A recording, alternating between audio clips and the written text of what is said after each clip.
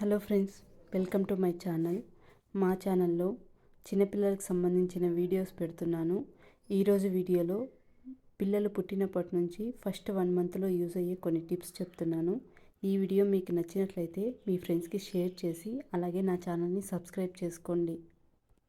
Baby పుట్టిన వెంటనే వాళ్ళకి డాక్టర్ దగ్గర హెల్త్ అంతా చెకప్ చేయించుకోండి. అలాగే వాళ్ళకి 24 అవర్స్లోగా బీసీజీ టీకా, కే విటమిన్, పోలియో డ్రాప్స్ కూడా తప్పకుండా వేయించండి. అండ్ బేబీ బ్రెయిన్ డెవలప్మెంట్ కోసం మల్టీవిటమిన్ డ్రాప్స్ ఉంటాయి, అవి కూడా యూస్ చేయండి. బేబీ పుట్టిన తర్వాత బేబీని వెచ్చగా కప్పి ఉంచండి. అలాగే బేబీని ఎప్పుడు అమ్మకు దగ్గరగా ఉండేలాగా చూసుకోండి. అలా చేయడం వల్ల అమ్మకి బిడ్డకి బాండింగ్ అనేది ఏర్పడుతుంది. అట్లాగే అమ్మకు కూడా తొందరగా పాలు పడేదానికి వీలుంటుంది. అండ్ బేబీకి కూడా ఎప్పుడు అమ్మ దగ్గరే పాలు తాగించడానికి ట్రై చేయండి. ఒకవేళ వెంటనే పాలు పడకపోతే డాక్టర్ సజెషన్స్తో ఫార్ములా మిల్క్ యూస్ చేయండి. అంతేగాని ఆవు పాలు అలాంటివి తాగించొద్దు.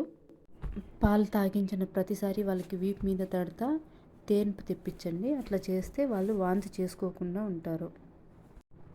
బేబీ పుట్టినప్పటి నుంచి ఫస్ట్ 1 మంత్లో వాళ్ళు ఎక్కువసార్లు మోషన్కి వెళ్తూ ఉంటారు. దానికి మనం కంగారు పడాల్సిన అవసరం అయితే లేదు. ఫస్ట్ మంత్లో అది నార్మలే, సెకండ్ మంత్లో ఆటోమేటిక్గా తగ్గిపోతుంది.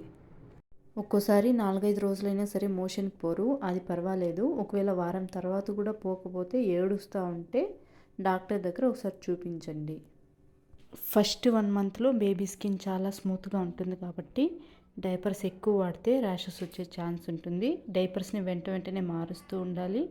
దాని బదులు కాటన్ క్లాత్ డైపర్స్ కానీ యూస్ చేయొచ్చు.